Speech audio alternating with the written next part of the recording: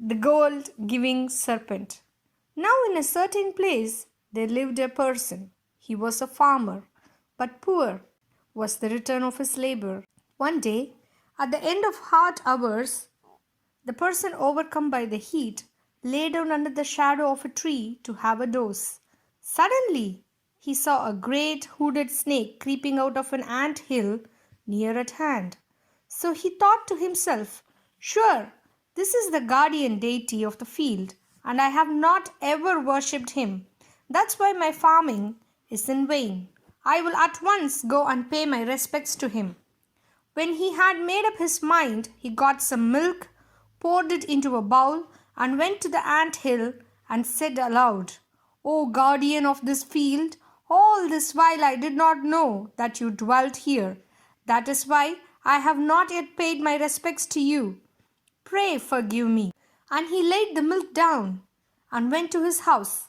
Next morning he came and looked, and he saw a gold dinar in the bowl.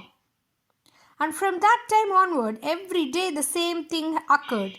He gave milk to the serpent and found a gold dinar. One day, the person had to go to the village, so he ordered his son to take the milk to the ant hill. The son brought the milk and put it down and went back home. Next day he went again and found a dinar. So he thought to himself, "This ant hill is surely full of gold dinars.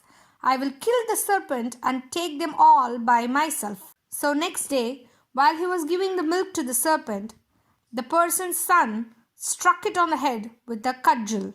But the serpent escaped death by the will of fate, and in a rage bit the son with its sharp fangs, and he fell down dead at once. His people raised him a funeral pyre not far from the field and burned him to ashes. 2 days afterwards, his father came back, and when he learnt his son's fate, he grieved and mourned. But after a time, he took a bowl of milk and went to the ant hill and praised the serpent with a loud voice. After a long time, the serpent appeared, but only with its head out of the opening of the ant hill, and spoke to the person. "It's greed that brings you here and makes you even forget the loss of your son. From this time forward, friendship between us is impossible. Your son struck me in youthful ignorance, and I have beaten him to death. How can I forget the blow with the cudgel? And how can you forget the pain and grief at the loss of your son?" So speaking, it gave the person a costly pearl and disappeared. But before it went away, it said, "Come back no more."